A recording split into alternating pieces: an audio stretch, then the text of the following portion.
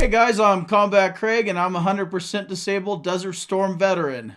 Today we will cover the three differences between direct and secondary service connections. Alright, in order to explain the three key differences between direct service connection and secondary service connection, let me explain how they differ so we can explore them individually.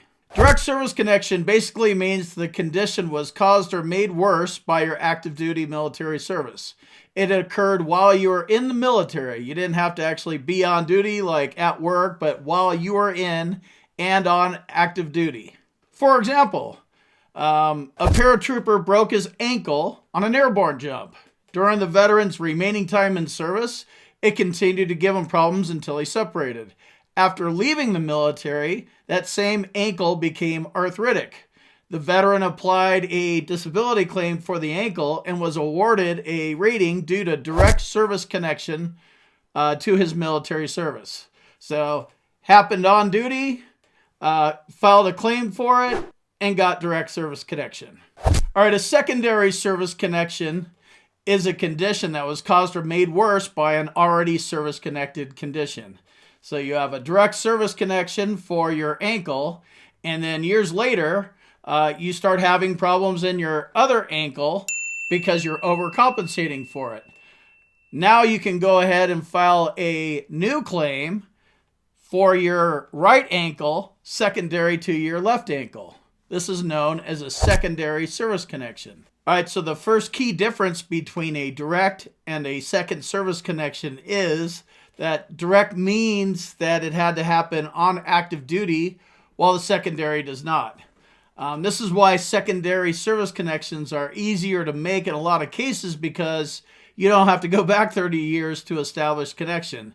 You need to use your current diagnosis and your symptoms, and you connect them to something that is already service connected. So you can do all this right now. You don't have to go back decades to make the connection happen like you do in a direct service connection. So that's the first key difference.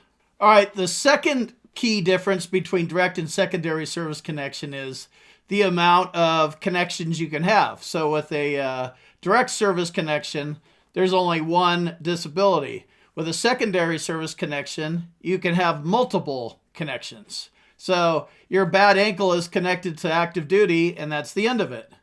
Secondary service connections don't have a limit, and let's say you connect your left ankle to your right ankle. You file a claim for depression for the pain in your left ankle, and then you file a claim for IBS that you suffer from as a result of taking painkillers for your left or your right ankle, and the list goes on and on. So there's no amount of secondaries. There's not a cap on them, where in a direct service connection, there's just one of them. So that is the second key difference between a direct and a secondary service connection. The third key difference between direct and secondary service connection is the amount of compensation that you get when you have one of these service connections. Service connections, the phrase that I want you to focus on here, because there's no difference in pay or compensation. You're just service connected at that point. So you could start off with your left ankle, then you file a secondary for your right ankle, and this little arrow comes down. But if you have 10% for this one and 10% for this one, then normal VA math rules apply. If your disability gets worse, you can file for an increase on either a direct or a secondary service connection. If your disability causes another body part to get worse, then you can file another secondary service connection. And if your claim is approved, then it's also going to be just service connected and calculated, and it goes on and on and on. So I've seen cases where you have one disability rating for tinnitus, and then multiple secondaries for what the tinnitus does to you. Mental health is a typical one. Sleep apnea is another one. Migraines, these things all connect as secondary connections to your initial direct service connection to tinnitus. So I hope I didn't make that too complicated for you.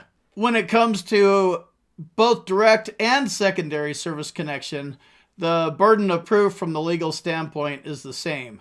You need a current diagnosis, and you need symptoms, and you need an independent medical opinion that lays out the severity of your symptoms to get you properly rated. So the burden of proof is exactly the same. When it comes to filing for an increase, it gets a little bit different because you already have the diagnosis and you already have the nexus, so you just need the independent medical opinion to document the severity of your symptoms, which is basically why you're filing for an increase in the first place, because your condition got worse. I will see you in the next video.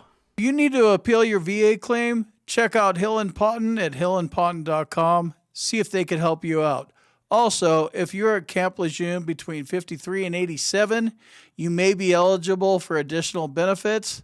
Links for both of those are in the description. Don't forget to sign up for my boot camp if you want to learn more about my process, which is the VA claims process. You're going to need medical evidence to win your VA claim. If you're missing a diagnosis, severity of your symptoms, or a nexus, and your doctor won't do it for you, send an email to Second Strata and see if they can help you with your missing medical evidence.